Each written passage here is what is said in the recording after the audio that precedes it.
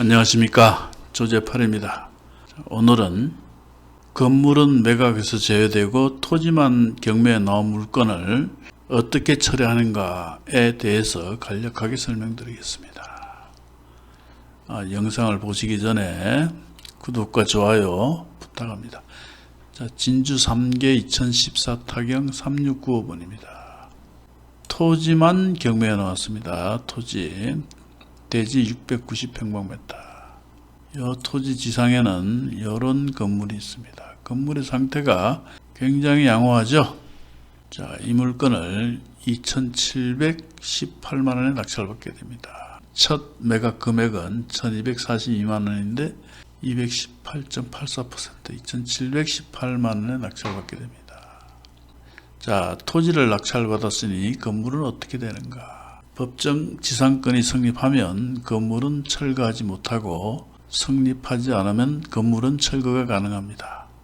우리가 법정 지상권 공부를 할 때 제일 첫 번째 공부하는 게 뭡니까? 이거죠.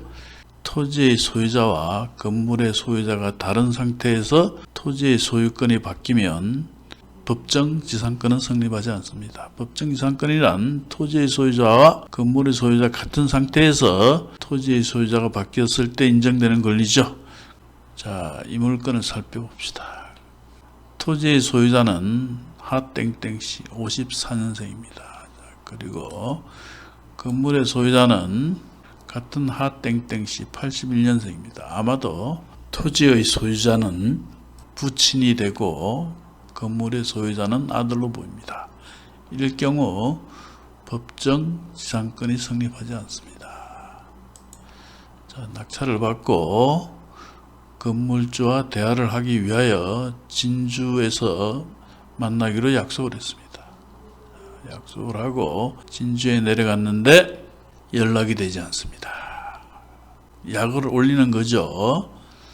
약속을 하고 내려갔음에도 막상 내려가니 연락이 되지 않는다. 요건 엿을 매기자는 겁니다. 그럼 어떻게 해야 됩니까? 법대로 해야죠. 건물 철거 소송을 제기하게 됩니다. 아까도 말씀드렸다시피 건물 철거 소송을 하면 건물은 철거를 해야 됩니다. 이렇게 판결을 받았습니다. 피고는 원고에게 별지 목록 기재 건물을 철거하고 같은 목록 기재 토지를 인도하고 2015년 2월 3일 잔금을 납부한 날입니다. 이 날부터 토지의 인도 완료일까지 월 20만 1,950원을 지급하라. 소송 비용은 피고가 부담한다. 위 제1항은 가집행할 수 있다. 이렇게 판결을 받습니다. 이렇게 해서 철거를 하면 아깝죠? 건물이 아깝습니다. 그래서 이 부당이득금 20만 1,950원이 쌓여서 한 몇백만 원이 됐습니다. 그렇게 되면 건물을 경매에 넣을 수가 있습니다.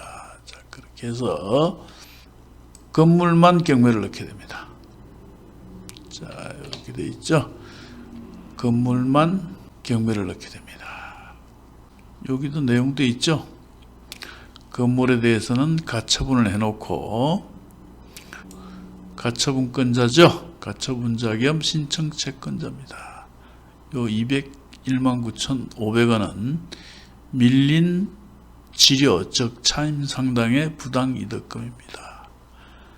그걸로 건물을 경매를 넣게 되면 이렇게 안내를 해줍니다. 집행권한은 서울 동부지방법원 2015 가단 116583 건물 등 철거 사건에 집행력 있는 판결 정보. 아무도 안 사겠죠? 그러면 계속 유찰이 될 겁니다. 유찰이 되는데 결국 취하를 시켜줬습니다. 취하를 시켜준 이유는 이 동네 사람한테서 연락이 왔습니다. 이 토지와 건물을 사고 싶다.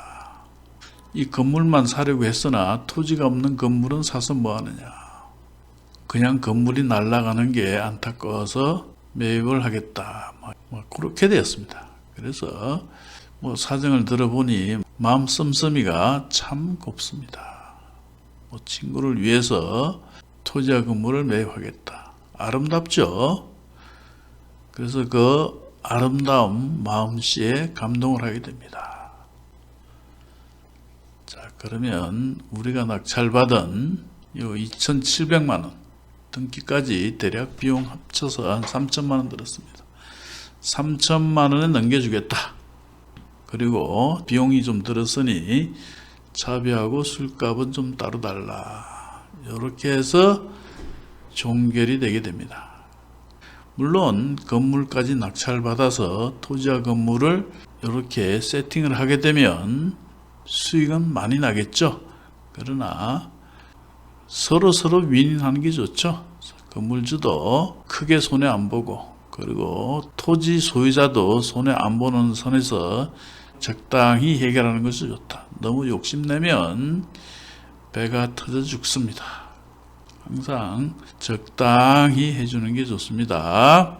자, 오늘은 여기까지 하겠습니다.